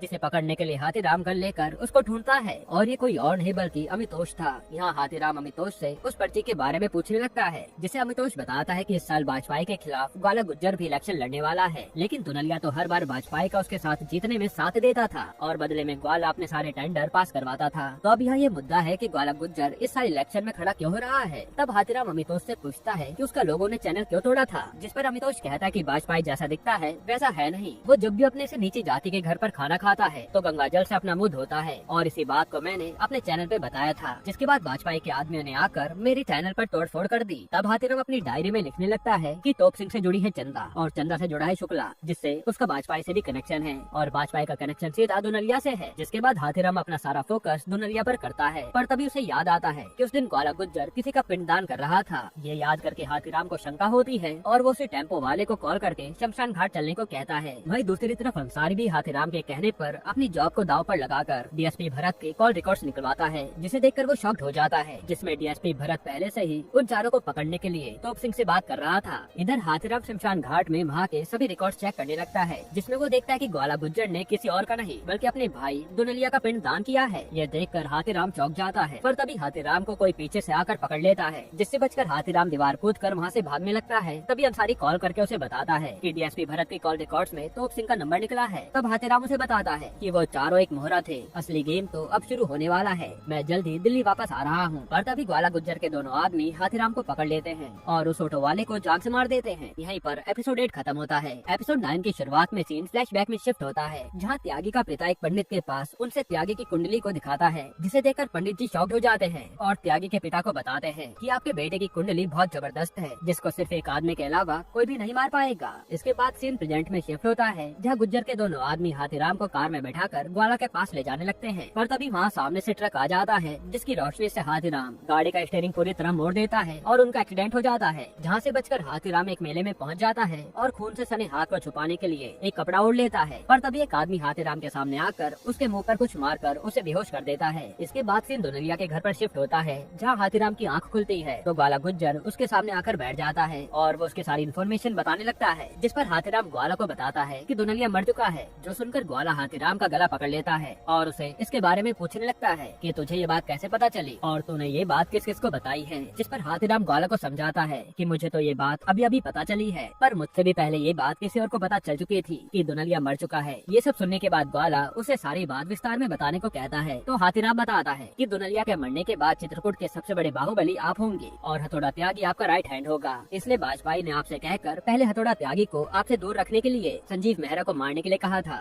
जिसने वहाँ पहुँचकर देखा कि संजीव कुत्तों से प्यार करता है, इसलिए उसने अपने मास्टर जी से बात करनी चाहिए, लेकिन किसी ने भी उसकी बात मास्टर जी से नहीं करवाई। इसलिए उसने संजीव मेहरा को नहीं मारा कि जब तक मैं मास्टर जी से बात नहीं कर लेता तब तक मैं कोई मर्डर नहीं करूंगा। लेकिन दिल्ली पुलिस ने उसे अरेस्ट कर लिया और आपका राइट हैंड यही खत्म हो गया। ये सब एक बहुत बड़ा प्लान था, क्योंकि आप भी अब इलेक्शन में खड़े होने वाले हैं। यहाँ गुज्जर हाथीराम को गन दिखाकर पूछने लगता है कि उसे अब इतनी बड़ी बात पता है, तो अब ये किस किस को बताएगा। जिस पर हाथीराम कहता है कि दुनलिया मर चुका है, उसकी बात कौन ही मानेगा। तब ग्वाला गुज्जर सामने बैठे अपने ही एक आदमी को गोली मार देता है और उसके भाई को बताता है कि जरूर इसी ने दुनलिया के मरने की खबर बाहर फैलाई होगी, क्योंकि मुझे तो आप पर पूरा विश्वास है। जिसके बाद गुज्जर हाथीराम को त्यागी को देने के लिए एक रॉकेट देता है, जिसे लेकर हाथीराम दिल्ली के लिए निकल जाता है। फिर अगले दिन संजीव उस चैनल का हेड बन जाता है और सभी से खूब काम करने के लिए कहता है, लेकिन सारा अपने कैबिन में जाकर अपना रेजिग्नेशन लेटर लिखने लगती है और फिर वो संजीव के पास आकर अपने रेजिग्नेशन पर साइन करने के लिए कहती है, जिस पर संजीव बिना कुछ कहे उस पर साइन कर देता है। पर तभी वहाँ हाथीराम बुरी हालत में उसका ऑफिस पहुँच जाता है और संजीव के सामने बैठकर उसे पांडवों की कहानी सुनाता है, जिसमें युधिष्ठिर के साथ स्वर्ग में सिर्फ एक कुत्ता बचा होता है। जिस पर संजीव हाथीराम को कहता है कि इस कहानी से मुझे क्या लेना देना। तब हाथीराम संजीव को गाली देकर बैठने को कहता है और समझाता है कि उसकी मौत आज एक कुत्ते की वजह से बची है, क्योंकि हथौड़ा त्यागी को कुत्ते बहुत पसंद थे और उसने तुझे कुत्ते के साथ देख लिया था, जो तेरे न मरने का कारण बना। यह संजीव हाथीराम पर गुस्सा करने लगता है। तब हाथीराम उसे बताता है कि तुम तो बस एक छोटा सा मोहरा थे, बाकी निशाना तो खुद हथौड़ा त्यागी था। जिसकी बात सुनकर संजीव के मन में बहुत सारे सवाल आने लगते हैं, लेकिन हाथीराम उसके सवालों के जवाब दिए बिना ही वहाँ से चला जाता है। फिर जब वो अपने घर पहुँचता है तो उसे देखकर उसकी बीवी बहुत रोने लगती है, जिसे हाथीराम शांत कराता है। अब उसके अगले दिन हाथीराम अपनी अटेंडेंस के लिए थाने जाता है,